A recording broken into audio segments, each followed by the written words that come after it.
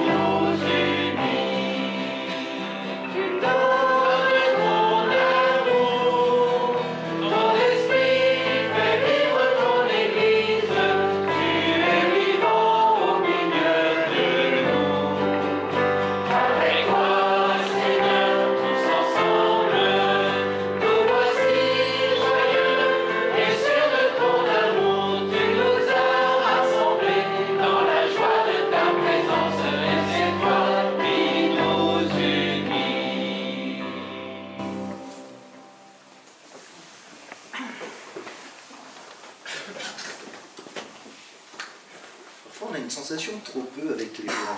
On pourrait encore les chanter pendant des heures et des heures. Peut-être pas. Peut-être pas aujourd'hui. une prochaine fois et on aura l'éternité pour le faire. Je vais prendre Philippiens 2, versets 1 à 11, qui nous dit la chose suivante. N'avez-vous pas trouvé en Christ un réconfort dans l'amour, un encouragement, par l'Esprit, une communion entre vous? N'avez-vous pas de l'affection et de la bonté les uns pour les autres? Rendez donc ma joie complète, tendez à vivre en accord les uns avec les autres, et pour cela, ayez le même amour, une même pensée et tendez au même but. Ne faites donc rien par esprit de rivalité ou par un vain désir de vous mettre en avant. Au contraire, par humilité, considérez les uns comme plus importants que vous-même. Et que chacun regarde non ses propres qualités, mais celles des autres. Tendez à vivre ainsi entre vous, car c'est ce qui convient quand on est uni à Jésus-Christ. Lui qui a été de condition divine, ne chercha pas à profiter de l'égalité avec Dieu, mais il s'est dépouillé lui-même et il a pris la condition d'un serviteur en se rendant semblable aux hommes, se trouvant aussi ainsi reconnu à son aspect comme un simple homme. Il s'abaissa lui-même en devenant obéissant jusqu'à subir la mort, oui, la mort sur la croix. C'est pourquoi Dieu l'a élevé à la place la plus haute et lui a donné le nom qui est au-dessus de tout nom, pour qu'au nom de Jésus, tout être s'agenouille dans les cieux, sur la terre et jusque sous la terre, et que chacun déclare Jésus-Christ est Seigneur à la gloire de Dieu le Père. Amen. Chantons de son trône de clarté.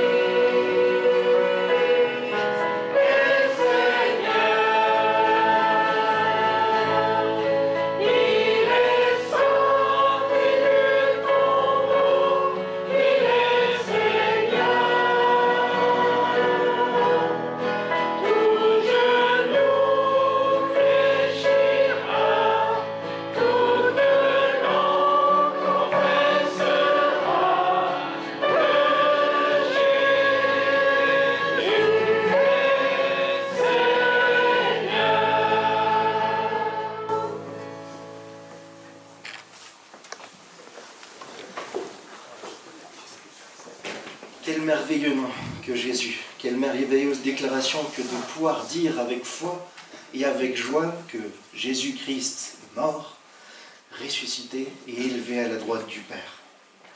Je vous propose de chanter à nouveau son nom avec les deux prochains chants. On va prendre « Tu es merveilleux » et « Merveilleux nom » pour les musiciens. Mais juste reprendre un peu les paroles de « Tu es merveilleux », le tout premier qu'on a chanté, qui nous rappelle qu'il est venu nous consoler, nous relever. Que son amour est fort pour restaurer, pour nous sauver. Finalement, c'est ce que l'on a vécu et que l'on doit vivre au quotidien. D'être restauré, et sauvé même de nous-mêmes. Dans ses caractéristiques également, Jésus il est tendre, il est patient. Dieu également est tendre et patient. Mais ce n'est pas pour autant qu'il ne nous corrige pas, qu'il ne nous retourne pas dans le droit chemin, qu'il nous conduit. Et juste pour ça, on peut dire qu'il est merveilleux. Tu es merveilleux dans tout ce que tu fais, dans tout ce que tu es. Chantons-le, mais proclamons-le également.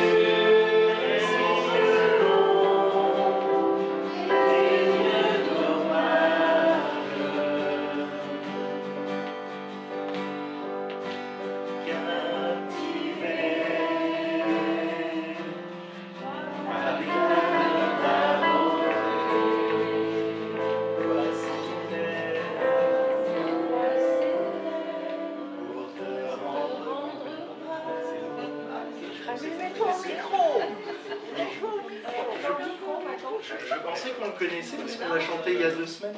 Non. Ah bon? Ah bon? Je me suis trompé alors? C'est d'ailleurs, alors t'as dû écouter Impact entre deux. Oui, alors ça c'est certain. C'est commenté. Oui, c'est un petit peu, ouais. C'est trop lent.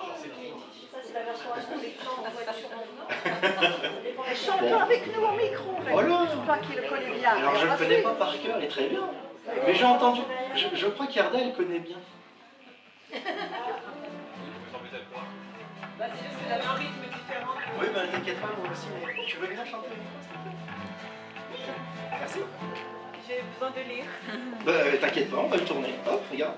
Je suis pas sûre de... T'inquiète pas. Merci Yarda. Il faut l'accélérer un petit peu. Ouais, faut l'accélérer. Ça, c'est la version acoustique. J'aurais chanté Couronné, rayonnant de majesté,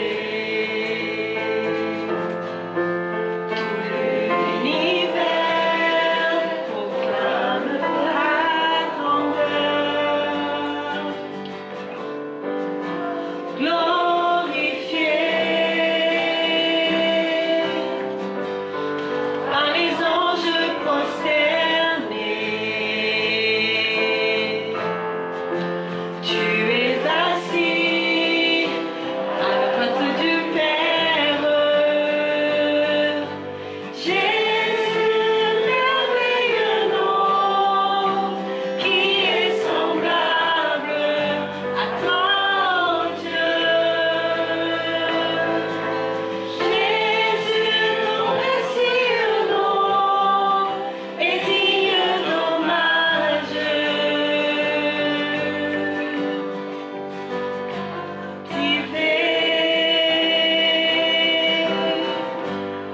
Par l'éclat de ta beauté, nos voix s'élèvent de te rendre la gloire. Jésus, merveilleux nom, qui est semblable à toi, ô Dieu. Jésus, ton précieux nom est digne d'hommage.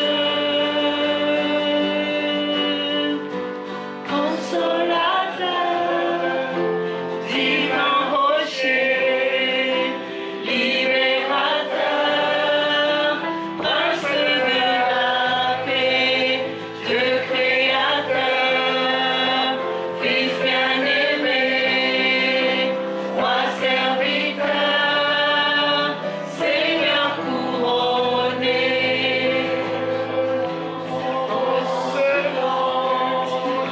Ultime femme, soleil levant, étoile du matin, Dieu tout-puissant, Dieu 3 fois saint, sauveur vivant, maître souverain.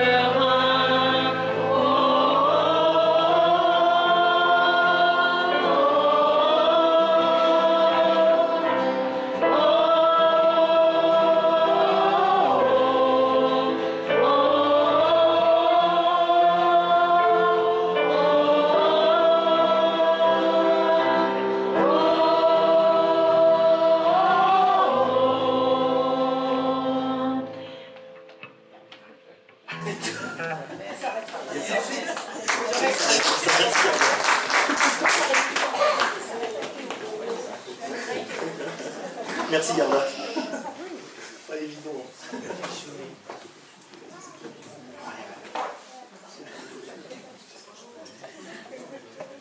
Il faut que je reprenne mes notes parce que je suis persuadé qu'il y a un autre chant qu'on a chanté il y a 2 semaines.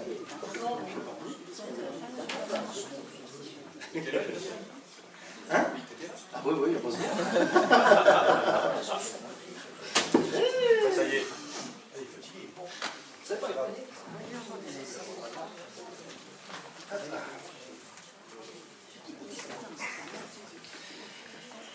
Voilà, ah, super. Je vais avoir le temps de vous laisser prier un peu et d'élever votre voix. Parfait. prenons ce temps pour honorer le Seigneur par nos prières.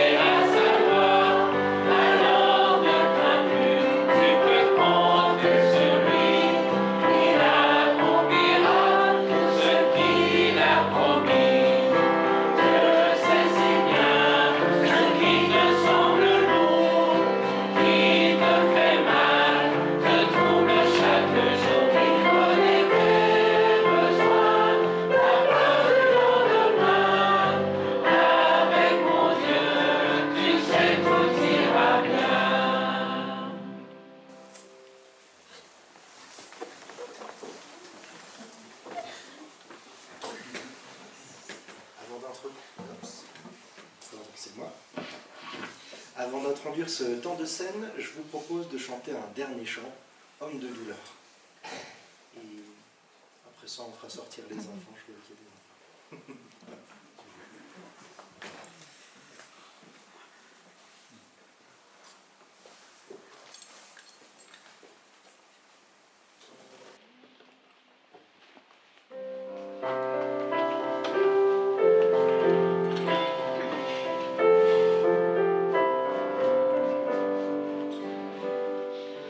Homme de douleur, fils de Dieu,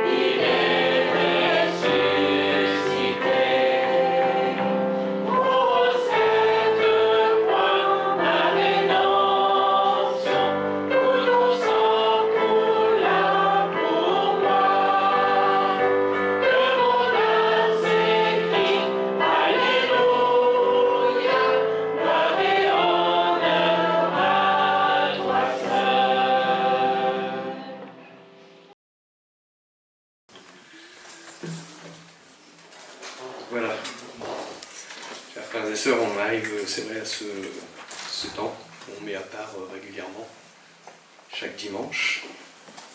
C'est une bonne chose, une bonne habitude, mais aussi un temps où on peut se rappeler de ce qu'étaient nos vies avant de connaître le Seigneur. J'ai choisi un court passage dans le psaume 85. On va lire du verset 1 à 9. Alors, ceux qui ont leur Bible peuvent l'ouvrir. Je vais vous laisser quelques microsecondes. Voilà, c'est bon.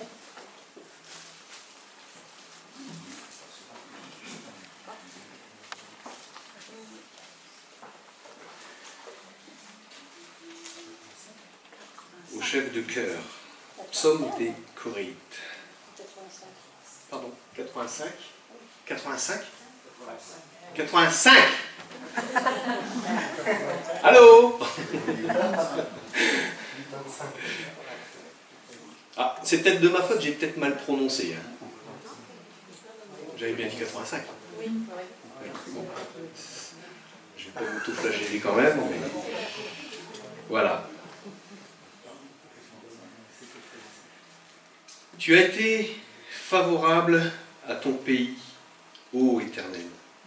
Tu as ramené les captifs de Jacob. Tu as pardonné l'iniquité de ton peuple. Tu as couvert tous ses péchés. Là, on prend un temps de pause et on réfléchit à ce qui vient d'être dit. Tu as pardonné l'iniquité de ton peuple, tu as couvert tous ses péchés. Et là, sûrement dans le peuple d'Israël, il va y avoir une clameur. Gloire à Dieu! Nous sommes enfin libérés du poids de nos péchés. Tu as retiré toute ta fureur. Tu es revenu de l'ardeur de ta colère. Rétablis-nous, Dieu de notre salut. Cesse ton indignation contre nous.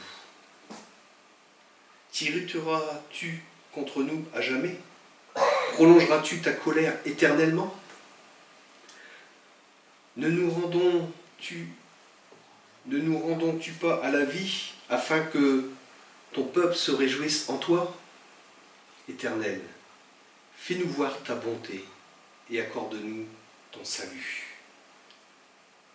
J'écouterai ce que dit Dieu, l'Éternel, car il parle de paix à son peuple et à ses fidèles, pourvu qu'il ne retombe pas dans la folie. Oui, son salut est près de ceux qui le craignent, afin que la gloire habite dans notre pays. C'est une partie de texte qui... Voilà, je l'ai pioché dans une de mes pépites. Il y a des livres qu'on utilise souvent pour partager la parole de Dieu. Et il y en a de très bons. Là, c'était dans celui de Tim Keller, hein, celui qu'on étudie actuellement. J'ai oublié le titre. Les psaumes de Jésus. Voilà. Ouh, Denis, réveille-toi aussi. Je crois qu'on est pareil, hein, mon frère. Et on pense généralement que ce psaume a été composé après le retour des Juifs de leur captivité à Babylone. Et pourtant, alors qu'ils étaient en détresse face à leurs voisins, soit à l'époque d'Esdras et de Néhémie, soit à celle d'Antiochus. Mais cette délivrance de la captivité doit alors être considérée comme un symbole de la rédemption par le Christ. Alors, il y a un titre en syriaque qui nous dit « C'est une prophétie concernant le Christ ». Il parle de sa présence sur la terre, de son salut proche et de la gloire des perfections divines qui s'y manifestent. Parce qu'en Christ, toutes les perfections divines se sont manifestées, ainsi que son amour parfait. Et j'ai mis en gras, en rouge, là sur ma feuille, vous ne voyez peut-être pas, mais je vais vous le lire. Captif du péché autrefois, mais, je mets un bémol, affranchi par le Christ. Nous sommes des affranchis.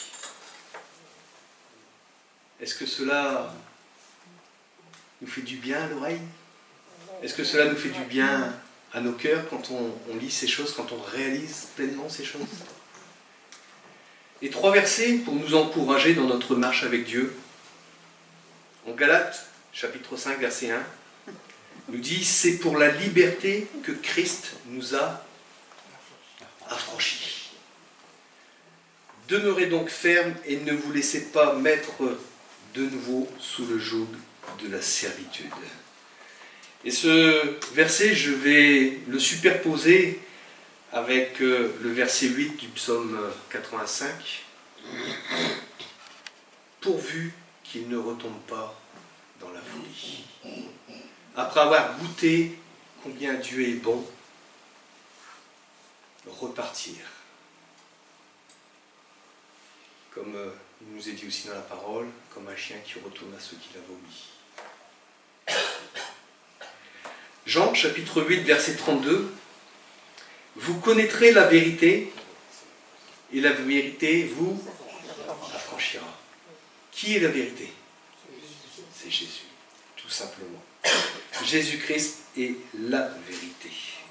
Pas une vérité, comme je dis souvent, mais la vérité. Ensuite, Jean, chapitre 8, verset 36. « Si donc le Fils vous affranchit, vous serez réellement libre. » La vraie liberté est en Christ seul. La vraie liberté, parfois on peut se poser la question, mais c'est quoi la vraie liberté? Mais la vraie liberté, c'est simplement de volontairement ne pas faire ce que l'on ne veut pas faire. C'est-à-dire une conduite par l'esprit,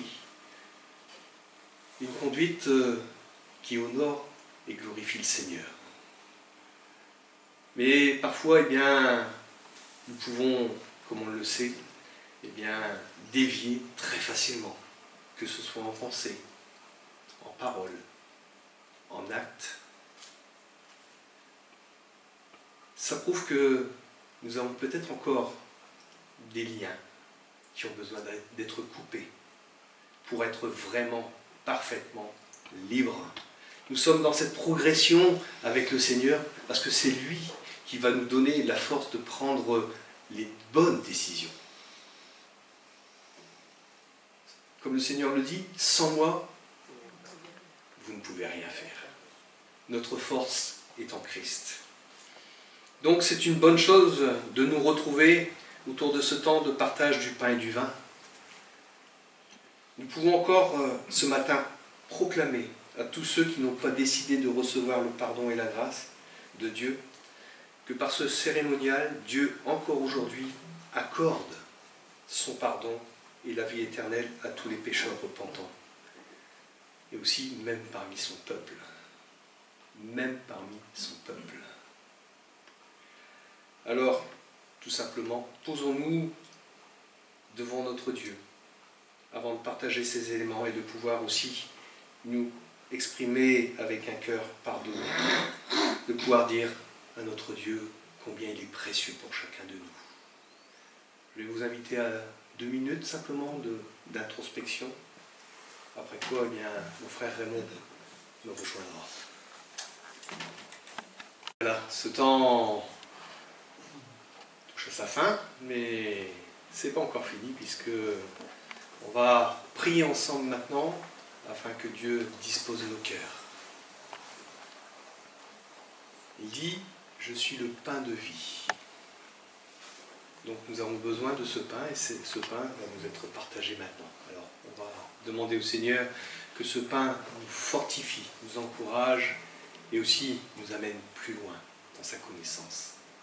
Seigneur, merci pour ta parole. Merci de bénir le frère qui va nous apporter. Parce que c'est toi qui parleras, et nous voulons le croire, au travers de sa bouche, au travers de ce qui sera partagé ce matin,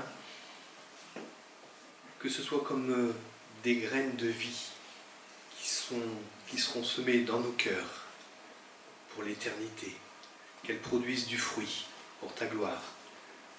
Alors merci Père de bénir chacun de nous, mais aussi de bénir ta parole, au nom de Jésus. Amen. Amen. Voilà, Marc, je te laisse toute la place.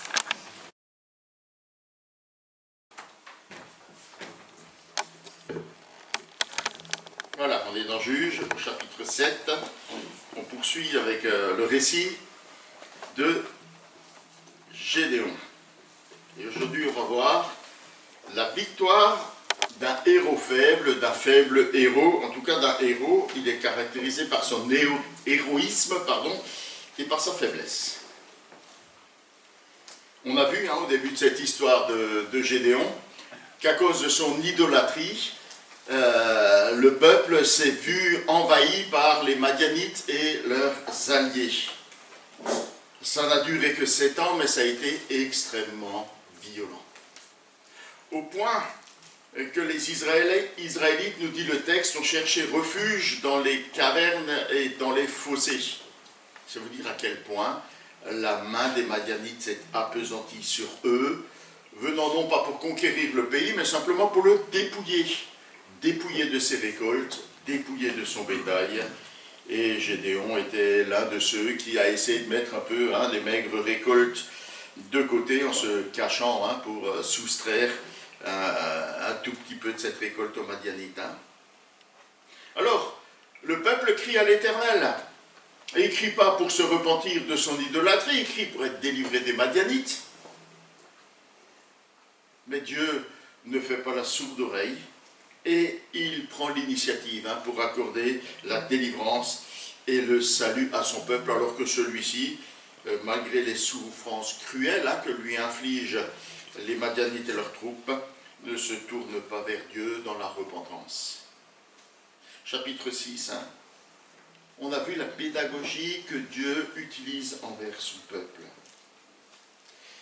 Sa manière d'appeler Gédéon, sa manière de le conduire est comme un exemple pour le peuple. Le peuple souhaite être délivré de la tyrannie des Madianites, mais son plus grand besoin selon Dieu, c'est d'être délivré de l'idolâtrie. Alors, dans sa manière de faire, au travers de Gédéon, Dieu va encore lui apprendre une grande leçon. Et ce que Dieu veut encore lui apprendre, c'est qu'il est le seul véritable sauveur. Et c'est à lui seul que doit être attribuée toute la gloire. On va lire ce passage dans Juge 7. Donc si quelqu'un, lecteur, lectrice, ou plusieurs, comme il y a plusieurs paragraphes, sentez-vous libre, lisez à voix forte, s'il vous plaît. Voilà. Le lendemain matin, Yerubal, c'est-à-dire Gédéon, se mit en route avec toutes ses troupes et ils établirent leur camp près de Ein Harod. L'armée des Madianites était campée plus au nord, dans la vallée qui s'étend au pied de la colline de Morée. L'Éternel dit à Gédéon, « Ton armée est trop nombreuse pour que je te donne la victoire sur les Madianites. Sinon les Israélites s'en vanteraient à mes dépens, en pensant que c'est par leur propre force qu'ils se sont délivrés. Fais donc la proclamation suivante à tes troupes. Qui entre vous a peur au point de trembler, qu'il s'éloigne du mont Galad et rentre chez lui. 22 000 hommes de son armée s'en allèrent, et il en resta 10 000. Mais l'Éternel dit à Gédéon, les troupes sont encore trop nombreuses. Fais-les descendre au bord du torrent, et je les trierai pour toi. Ceux que je désignerai pour t'accompagner iront avec toi, mais ceux que je te dirai qui ne doivent pas t'accompagner n'iront pas avec toi. Gédéon fit descendre ses hommes au bord du torrent, et l'Éternel lui dit, tu mettras d'un côté tous ceux qui lapent l'eau avec la langue comme les chiens, et de l'autre côté, ceux qui s'agenouillent pour boire. Il y eut 300 hommes qui prirent de l'eau dans leurs mains pour le porter à leur bouche et la laper, et tous les autres s'agenouillèrent pour boire. L'Éternel dit à Gédéon, c'est avec ces 300 hommes qui ont lapé l'eau dans leurs mains que je délivrerai les Madianites en vous donnant la victoire sur eux, que tous les autres rentrent chez eux. Les 300 hommes reçurent les provisions et les corps des autres, et Gédéon renvoya le gros des hommes d'Israël chez eux, et ne retenait que les 300 hommes. Or, le camp des Madianites était en dessous au sien dans la vallée. En dessous du sien dans la vallée. Je passe la main. Cette nuit-là, l'Éternel dit à Gédéon, va, descends attaquer le camp madianite, car je le livre en ton pouvoir. Cependant, si tu as peur d'y aller, vas-y d'abord avec ton serviteur Pourra. Écoute ce qu'ils disent, et cela t'encouragera. Tu descendras ensuite attaquer le camp. Gédéon descendit donc avec son serviteur Pourra jusqu'aux avant-postes du camp. Les Madianites, les Amalécites et les nomades de l'Orient étaient répandus dans la vallée en aussi grand nombre qu'une nuée de sauterelles, et leurs chameaux étaient innombrables comme le sable au bord de la mer. Gédéon s'approcha, et il entendit un homme raconter un rêve à son camarade. « Écoute, disait-il, j'ai fait un rêve. Je voyais une miche de pain d'orge rouler à travers le camp de Madian. Arrivée à la tente, elle l'a frappée de plein fouet, l'a fait tomber et l'a renversée sans dessus-dessous, si bien que la tente était par terre. Son camarade répondit, « Cela ne représente rien d'autre que l'épée de Gédéon, fils de Joas, homme d'Israël, à qui Dieu donne la victoire sur Madian et toute l'armée. » Lorsque Gédéon eut entendu le récit du rêve et son interprétation, il se prosterna, puis il retourna au camp d'Israël et cria, « Tout le monde debout, car l'Éternel nous donne la victoire sur l'armée de Madian. » Gédéon divisa les 300 hommes en 3 groupes et remit à chaque soldat un corps et une cruche vide dans laquelle fut mise une torche allumée. Il leur dit, « Vous me regarderez faire et vous ferez exactement comme moi. Je vais m'avancer jusqu'aux abords du camp. Quand j'y serai arrivé, vous n'aurez qu'à m'imiter. Quand je sonnerai du corps avec ceux de mon groupe, vous sonnerez aussi du corps tout autour du camp et vous crierez pour l'Éternel et pour Gédéon. »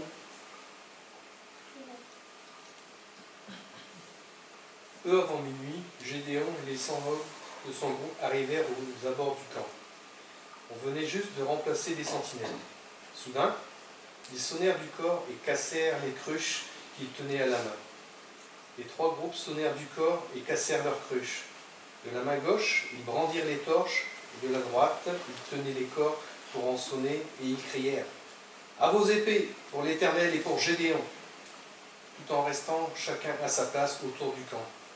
Les hommes dans le camp se mirent à courir, à crier et à se sauver.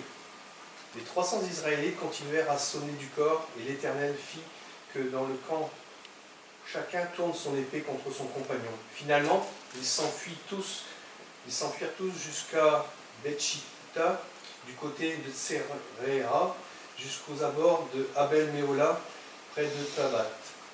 Les hommes d'Israël se rassemblèrent, ceux des tribus de Nephtali, d'Azer et de tout Manassé s'unirent et se lancèrent à la poursuite des Madianites. Gédéon envoya des messagers dans toute la région montagneuse d'Éphraïm pour faire dire aux hommes de descendre afin de couper la retraite aux Madianites en occupant tous les points d'eau jusqu'à Beth-Bara et tous les gués le long du Jourdain. Tous les hommes d'Éphraïm se rassemblèrent et occupèrent les points d'eau jusqu'à Beth-Bara et les gués du Jourdain. Ils capturèrent 2 chefs madianites appelés Oreb et Zeb. Ils tuèrent le premier au rocher d'Oreb et le second au pressoir de Zeb. Ils poursuivirent les Madianites et rapportèrent les têtes d'Oreb et de Zeb à Gédéon qui se trouvait alors à l'est du Jourdain. Merci pour cette lecture. Voilà. Curieuse bataille, curieuse stratégie, mais visiblement efficace. Alors, On a d'abord une faible armée. Hein. Le récit commence sur ces deux armées qui se font face. On sent que la bataille est imminente. Devant l'immensité de l'armée madianite, Israël va avoir besoin de toutes ses forces, de chacun de ses combattants. C'est l'alerte générale, mais contrairement à ce qui est enseigné dans les académies militaires, Dieu demande à Gédéon de réduire l'effectif de son armée. Ce que l'Éternel ne veut pas, c'est que d'une manière quelconque, Israël puisse se vanter de la victoire. Qu'Israël puisse en tirer de l'orgueil. Vous savez, l'orgueil de l'homme le pousse à rechercher l'honneur et la gloire. L'orgueil humain s'oppose à la foi en Dieu. Soit Gédéon, le peuple, accordera au Seigneur tous les honneurs, soit ils se vanteront de leurs exploits. C'est le piège de l'orgueil, de faire croire à l'homme qu'il est capable de se sauver lui-même ou de sauver les autres. Notre salut, comme celui d'Israël à ce moment-là, n'est dû qu'à la grâce seule du Seigneur et non à nos propres actions. C'est ce que Dieu veut enseigner à Israël dans leur campagne contre les Madianites. Alors, l'Éternel dit à Gédéon, exhorte tous ceux qui ont peur à rentrer chez eux. Sage décision, Une armée de trouillards, et il y en avait, Vous savez que la peur, elle est contagieuse, Quand quelques-uns commencent à fuir le champ de bataille, ils entraînent les autres avec eux, Et puis, que dire de ceux qui restent tétanisés sur le champ de bataille, qui ne servent à rien, et qui, au contraire, n'occupent pas le poste important qui leur est confié. Et des trouillards, il y en a en Israël. Ceux qui 22 000 hommes quittent le camp.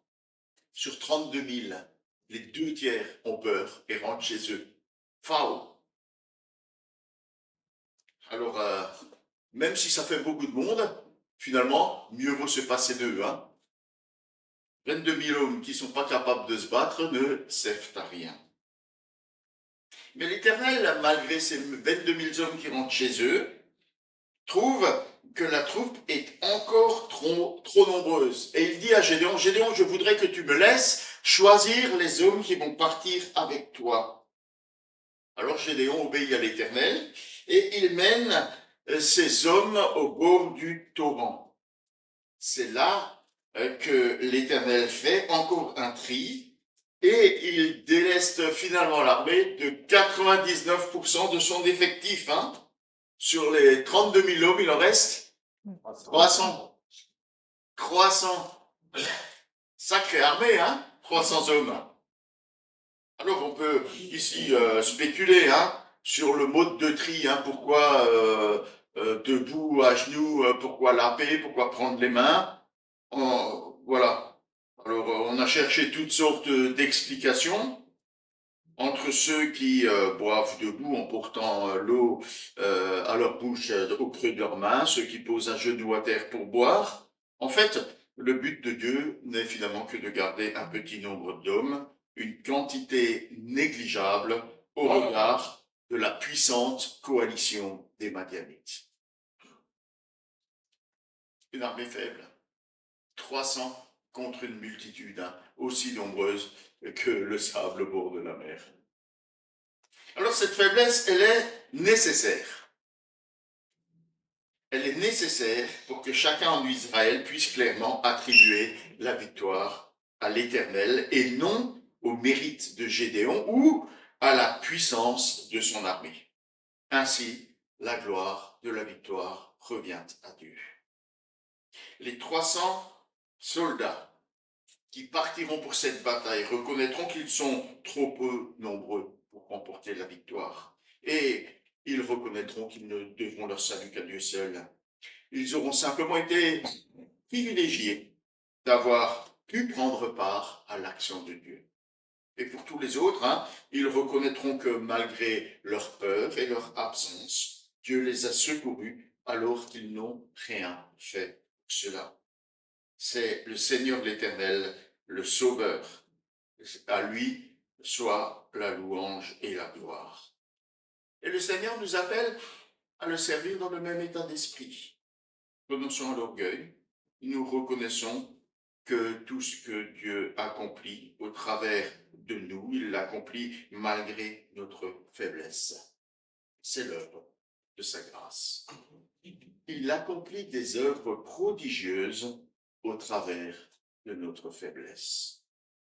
Paul avait bien compris cela lorsqu'il s'exprime dans la deuxième épître aux Corinthiens, en disant d'ailleurs parce que ces révélations étaient tellement extraordinaires pour me garder de l'orgueil, Dieu m'a imposé une épreuve qui, telle une écharde, tourmente mon corps. Elle me vient de Satan qui a été chargé de me frapper pour que je ne sois pas rempli d'orgueil.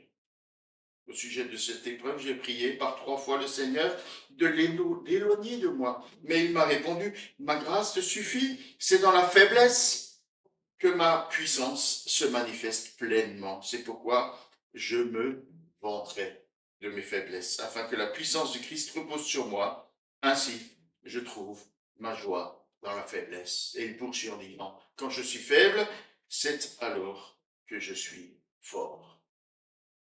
Il expérimente que Dieu n'agit pas en nous en dépit de nos faiblesses.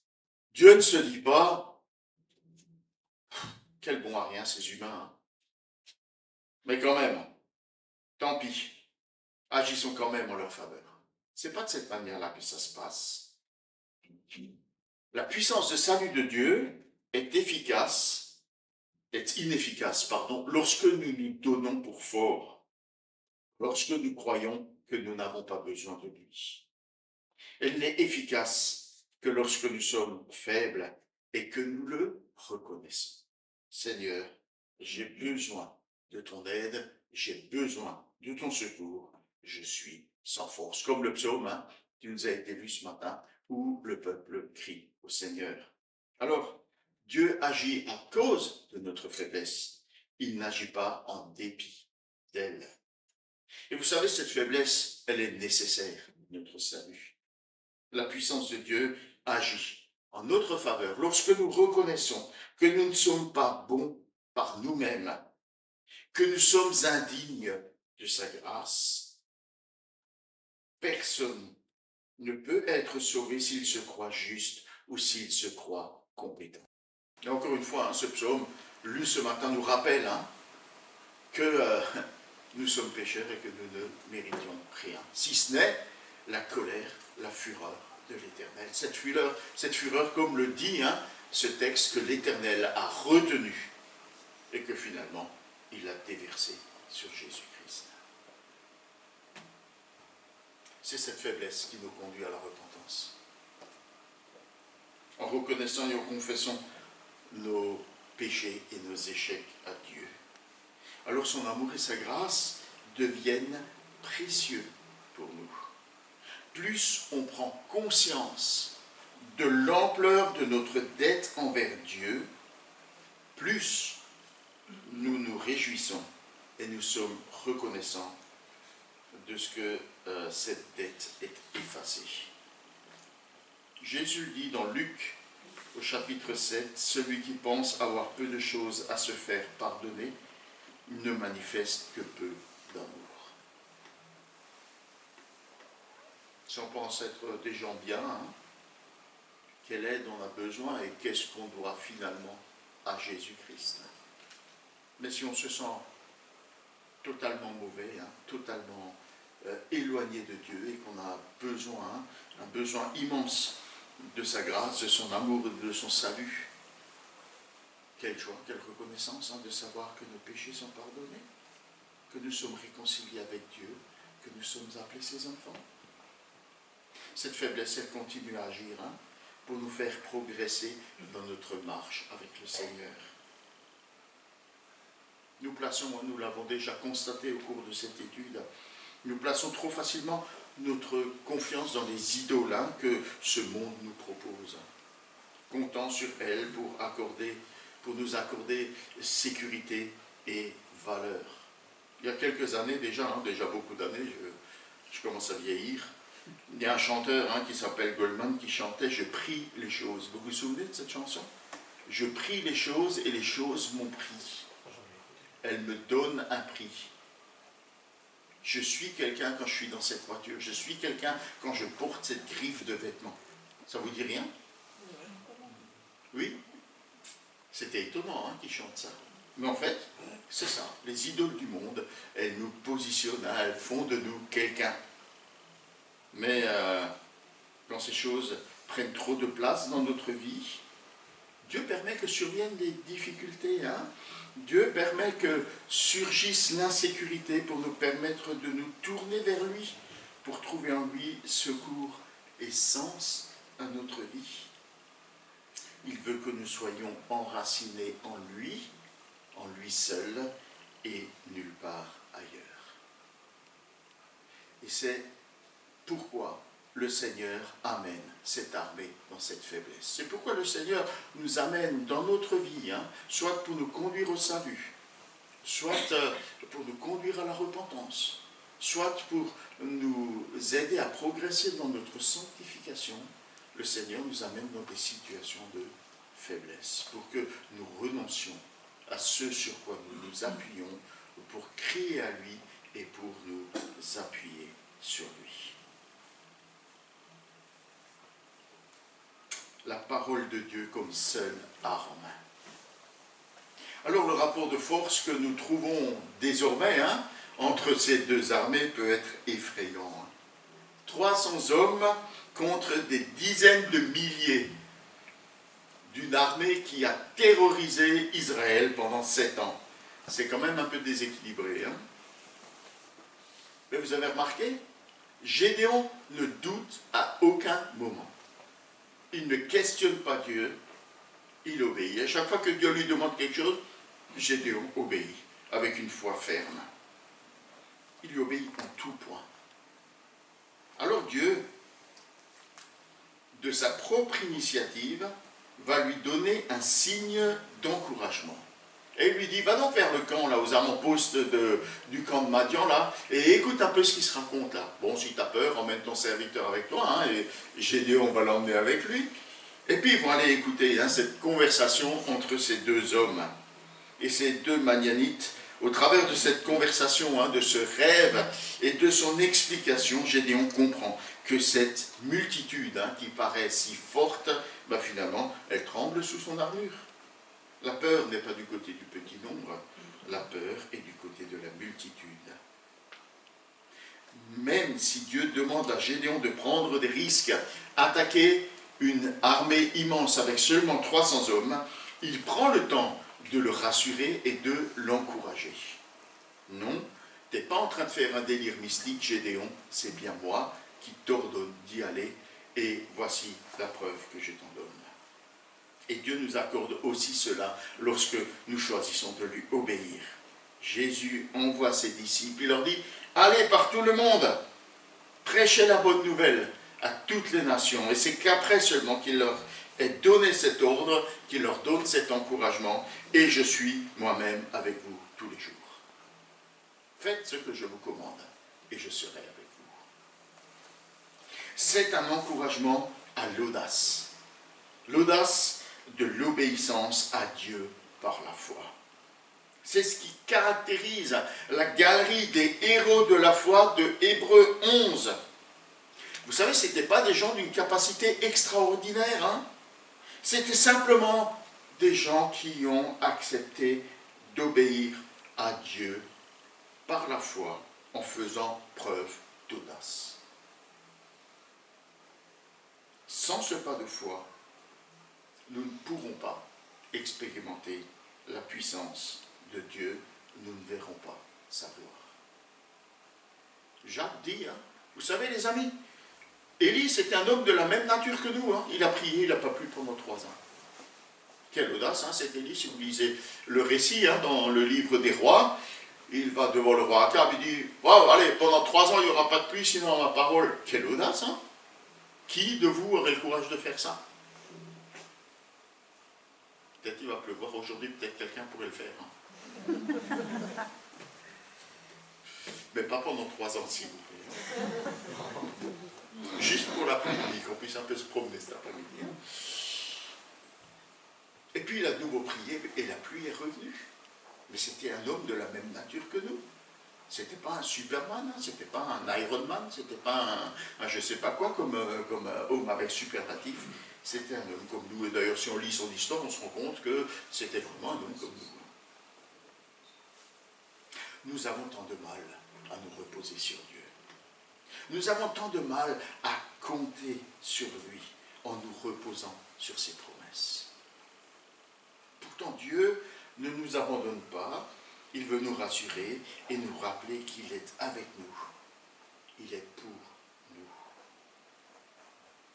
nous. Et si nous nous engageons avec lui, si nous choisissons de lui obéir, Dieu nous encourage d'abord par sa parole. C'est ce qu'il a fait à Gédéon. Il a dit, va, avec la force que tu as, je serai moi-même avec toi. Salut, vaillant héros. Par sa parole, il l'envoie. Il est donc nécessaire de lire, de méditer, d'écouter la parole de Dieu pour entendre ce que Dieu a à nous dire. Comme pour Gédéon, il utilise pour nous aussi d'autres personnes qui vont confirmer, qui vont conforter cette parole-là. Il a entendu ces 2 Madianites partager le rêve et son explication.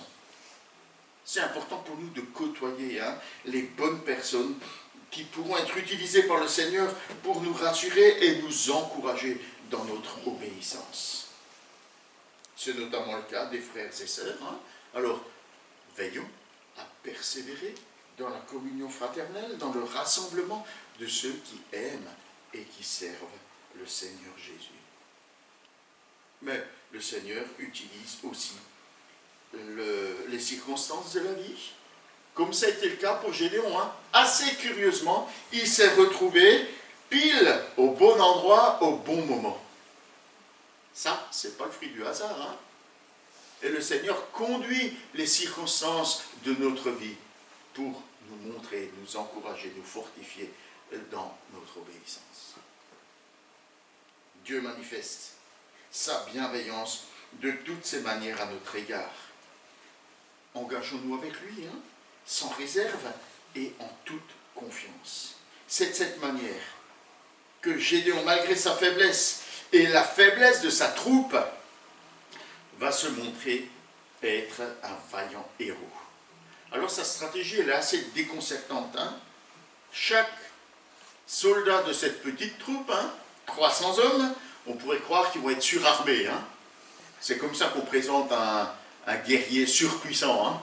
Il est bardé de toutes sortes d'armes. Là, les 300, ils sont équipés d'une cruche, d'une torche et d'un cor. C'est pas très efficace pour se battre contre l'ennemi. Vous seriez parti à la guerre, vous, avec une cruche, une torche et un cor? C'est à peu près la même stratégie que de tourner autour de Jéricho. C'est la même efficacité. Mais Dieu nous conduit de manière surprenante pour accomplir des choses qui nous dépassent, mais alors plus que très largement. Alors, ils entourent le camp, et puis Gédéon leur dit, vous ferez ce que je ferai, faites comme moi. Et alors il choisit bien le moment de la relève de la garde, au milieu de la nuit, ce petit groupe entre en action pour produire le maximum d'effet. Alors je pense que c'était le bon moment. Est-ce qu'il y en a parmi nous qui ont monté la garde? Quelques-uns, oui, je vois. Les plus anciens, comme moi, j'ai eu droit au service militaire. C'était nos moments favoris. Monter la garde, c'est vraiment le truc qu'on préférait. Non? Ah oui, à passer la nuit, à tourner en rond dans la caserne ou être immobile dans une guérite, c'est vraiment les meilleurs souvenirs qu'on ait de notre vie. D'ailleurs, en tant que sentinelle, je me souviens avoir dormi en marchant. C'est possible, sous la pluie en plus, avec la parka, avec le capuchon, et voilà, tu es tellement enthousiasmé par ce que tu fais, tu es capable de t'endormir en marchant. Et puis d'ailleurs, c'est le chien qui était sur le trollet, là, le berger allemand qui m'a réveillé, il était à 2 doigts de me goûter un morceau de marque. Après, quand j'étais chef de poste, hein, je me suis retrouvé avec des gars, tu les prenais, tu les posais dans la guérite, tu les trouvais exactement pareil 2 heures après. Hein. Tu les posais, ils s'appuyaient contre la guérite et puis ils ont bien dormi pendant 2 heures. Pardon? Il fallait tenir la guérite. Ouais, c'est ça, il faut tenir la guérite. D'autres avaient tellement peur que je crois qu'il y en a un jour, il a voulu me tirer dessus. Hein. Je me promenais, je faisais ma ronde et j'ai entendu derrière moi le gars qui jouait avec le bonhomme d'armement de son fusil. À ce moment-là, vous vous dites, voilà, hein, j'ai dégainé mon arme plus vite que j'ai jamais réussi à le faire, hein, plus vite que les cow-boys les plus rapides du western. Hein. Et je me suis dit, là, je ne vais pas me laisser descendre comme ça par les sentinelles. Hein. Et donc j'ai dit, fais le tour avec moi pour éviter les mauvaises surprises. Ouais, ça laisse des souvenirs. Au moment où vous changez la garde, hein, ben ceux que vous réveillez, ils ont... et ceux que vous cherchez, ils sont... Voilà. Il n'y a pas de mystère, hein, c'était vraiment le bon moment. Donc vous voyez, la garde, hein, ça nous laisse des bons souvenirs après, hein, pas pendant, mais après. Ça laisse de bons souvenirs. Et alors, il va y avoir cet effet conjugué, hein, des cruches qui sont brisées, de ces flammes de flambeaux qui apparaissent, cette lumière qui jaillit, et surtout du son de ces corps en pleine nuit. 300 corps qui, voilà, qui d'un seul coup émettent leur son strident, ben, ça va provoquer un désordre incroyable hein, dans le camp madianite, qui est probablement aggravé entre ceux qui sont assoupis parce qu'ils viennent de se réveiller, ceux qui n'ont qu'une envie, c'est de retrouver leur couchette, et ceux qui sont réveillés en sursaut dans leur sommeil, ben, ça provoque du désordre qui est probablement aggravé par la panique des chameaux. Probablement les animaux ont été effrayés hein, par ce cri soudain, et comme ces chameaux étaient une multitude, vous imaginez tous ces chameaux qui commencent à cavaler dans tous les sens dans le camp. Il y a de quoi renverser les tentes, hein, comme l'autre en a rêvé. Et puis alors, la panique gagne tout le camp. Et dans la confusion, hein, les Madianites, pris de panique, ils commencent à s'entretuer entre eux. Hein, qui est ami, qui est ennemi. Ben, quand tu as peur, tu tapes sur tout ce qui bouge. Hein. Et puis finalement, tous prennent la fuite. C'est la débandade. Des cruches, des flambeaux, des corps. Incroyable hein, comme stratégie.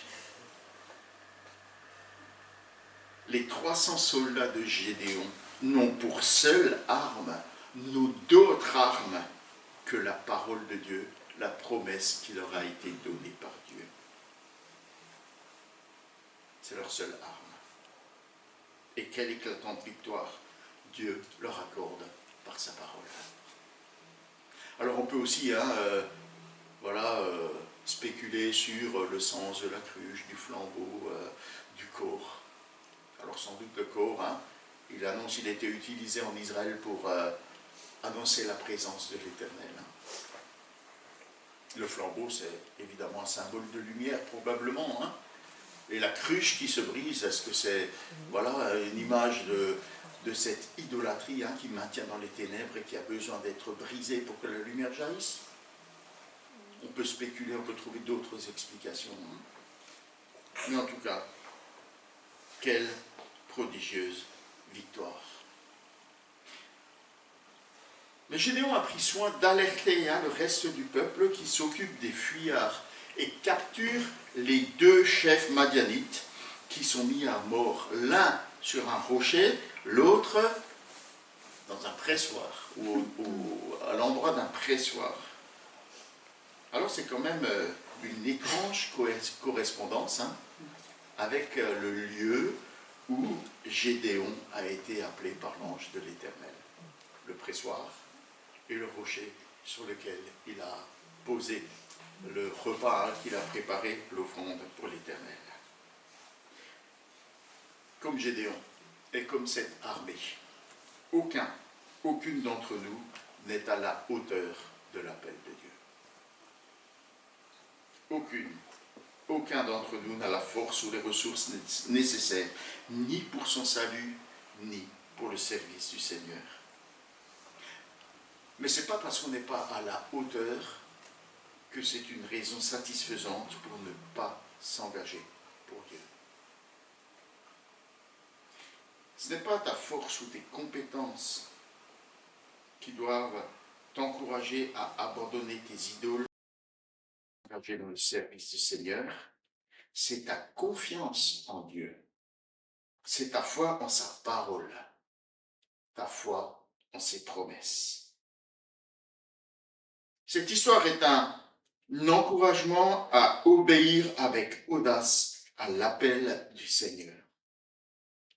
Tant à titre personnel, chacun et chacune d'entre nous, mais aussi au titre de notre Église. Engageons-nous avec audace. Obéissons avec audace. Il y a un livre qui s'appelle L'audace de la foi et qui raconte l'histoire de George Muller. Et il a vécu des choses absolument incroyables. Si vous n'avez pas lu ce livre, lisez-le. Il vaut le détour. L'audace de la foi, comment Dieu agit dans les vies, quand nous avons l'audace de lui obéir. Parce qu'il a parfois des plans de folie, comme à Jéricho et comme pour Gédéon. Il a le même genre de plan pour nos vies. N'ayez pas peur, il va vous appeler à ce genre de choses. Mais si nous avons l'audace d'obéir à son appel, alors nous verrons la gloire de Dieu se manifester. Ça n'en vaut pas la peine. Nous verrons la gloire de Dieu se manifester dans nos vies. Nous verrons la gloire de Dieu se manifester dans l'Église. Nous verrons la gloire de Dieu se manifester dans notre monde. Ayons cette audace. Je vous propose de conclure en chantant mon cœur.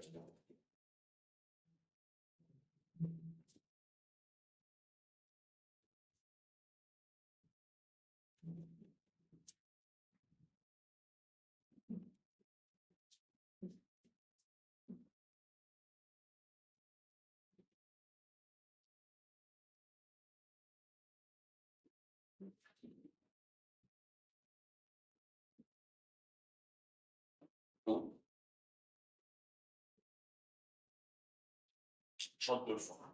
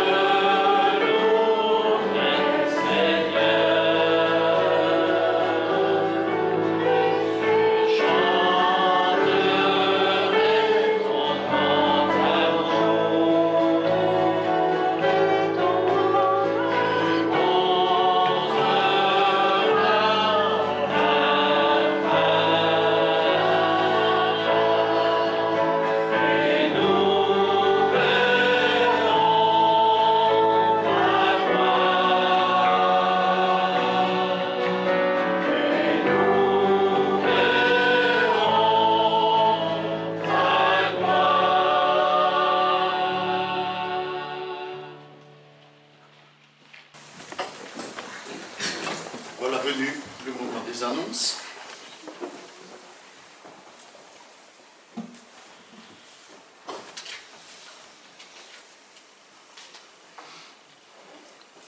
Alors, cette semaine, on va déroger à notre habitude d'avoir l'alternance d'études bibliques et de réunions de prière. On va faire 2 études bibliques de suite et on va avoir à nouveau études bibliques ce mercredi soir à 19h30 pour pouvoir venir à bout de notre psaume 119.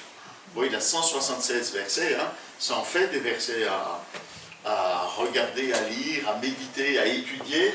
Donc ce mercredi, ici et par Jitsimit, si ça marche, ouais, c'est un peu aléatoire, hein, voilà. Mais on espère avoir bientôt la fibre. Voilà. Hein, voilà, donc ceux qui suivent par Jitsimit, priez que bientôt la fibre arrive chez nous. Voilà. Alors c'est Dieu voulant et Bouygues permettant, hein, que ça arrivera. Voilà. Alors il y a aussi le groupe de quartier. Non, on a annulé pour cette. C'est allumé. Voilà, donc il n'y a pas de groupe de quartier? Non. Non, d'accord, très bien. Dimanche prochain, on aura notre culte ici à 10h. Donc il n'y aura pas de café. Hein. Cette fois, habituellement, le premier dimanche du mois, on a un café culte. Là, il n'y aura pas de café. Les cafetières partent en vacances.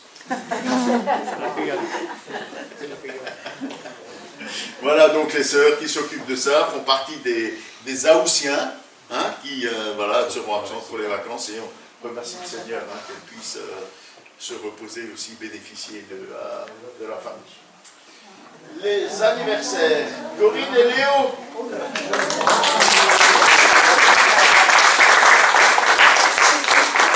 Voilà, que le Seigneur accorde largement sa bénédiction à notre frère et à notre sœur. 24 ans. 24 ans. Léo, 24 ans. Léo a 24 ans. Est-ce qu'il y a d'autres annonces? On vient de clôturer ce temps de culte par un dernier chant. Tout joyeux, bénissons le Seigneur. Que ce chant vous accompagne cette semaine.